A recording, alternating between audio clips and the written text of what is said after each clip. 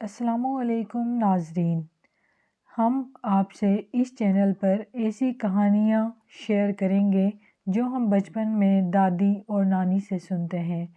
وہ کہیں نہ کہیں ہمارے دل اور دماغ کے کونے میں رہ جاتی ہیں۔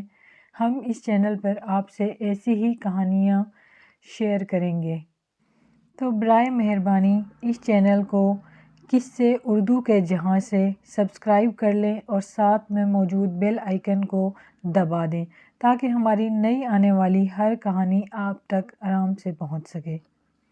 بہت عرصے پہلے کی بات ہے۔ کہتے ہیں کہ ایک گاؤں میں ایک مالدار اور خوشحال شخص رہا کرتا تھا۔ اس کا ایک اکلوتا بیٹا تھا۔ ماں کے بے جا لاڈ پیار میں بگڑا ہوا بیٹا آہستہ آہستہ بڑا ہونے لگا تھا، یہاں تک کہ جوان ہو گیا، لیکن نہ کوئی ہنر اور نہ ہی کسی کام کا تجربہ حاصل کیا۔ اسے ایک ہی کام آتا تھا اور وہ تھا باپ سے چھپ کر ماں کے دیے ہوئے پیسوں سے کھیل کود اور مستی کرنا اور سڑکوں اور چوراہوں پر وقت گزارنا۔ اور ایک دن صبح کے وقت باپ نے اسے آواز دے کر اپنے پاس بلایا اور کہا، بیٹا اب تم بڑے ہو گئے ہو اور خیر سے جوان بھی ہو۔ آج سے اپنی ذات پر بھروسہ کرنا سیکھو، اپنے پسینے کو بہا کر کمائی کرو اور زندگی گزارنے کا ڈھنگ سیکھو۔ بس پھر کیا تھا؟ بیٹے کو باپ کی یہ بات کچھ ناگوار سی گزری۔ تقریباً احتجاج بھرے انداز میں اس نے باپ سے کہا، مجھے تو کوئی کام کرنا نہیں آتا۔ باپ نے کہا، کوئی بات نہیں، اب سیکھ لو، تم آج ہی شہر روانہ ہو جاؤ اور یاد رکھو، جب تک میرے لیے ایک سونے کی اشرفی نہ کما لینا لوٹ کر واپس نہ آنا۔ مرتا کیا نہ کرتا۔ بیٹا گھر سے جانے کے لیے روانہ ہوا۔ دروازے کی طرف بڑھ ہی رہا تھا کہ اس کی ماں، جو یہ سب گفتگو چھپ کر سن چکی تھی، بیٹے کے سامنے آ گئی۔ مٹھی میں چھپائی ہوئی اشرفیاں بیٹے کو دیتے ہوئے بولی کہ شہر چلے جاؤ اور رات گئے لوٹ کر یہ اشرفیاں باپ کو لا کر دینا اور کہنا کہ میں شہر سے کما کر لایا ہوں۔ اور یہ نوجوان خوشی خوشی وہ اشرفیاں لے کر گھر سے روانہ ہو گیا۔ اب شام ہو چکی تھی اور اس کے لوٹ کے آنے کا وقت بھی۔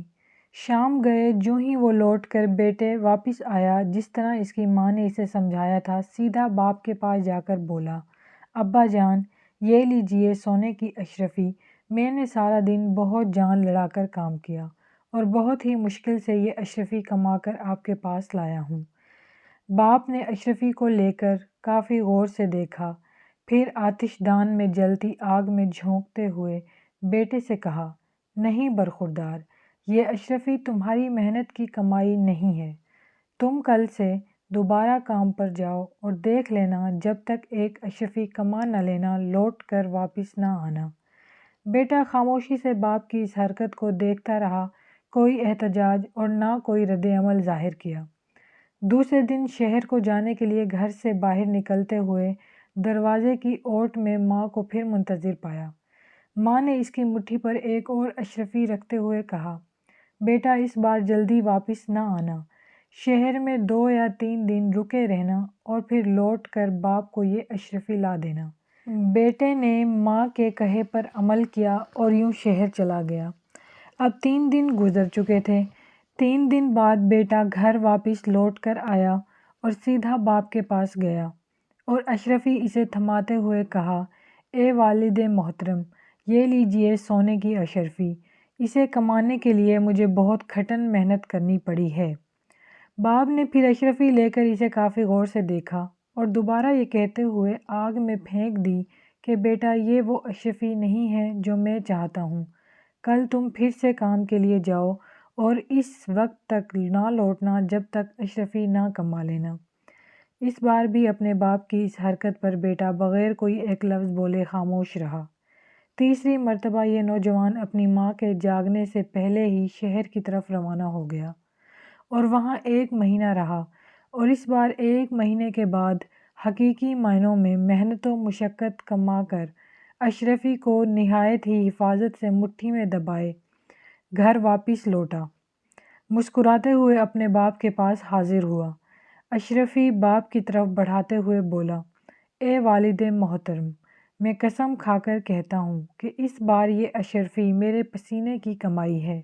یقین کیجیے اسے کمانے کے لیے مجھے بہت محنت کرنا پڑی ہے۔ سونے کی اشرفی کو ہاتھ میں لے کر باپ کافی غور سے دیکھتا رہا۔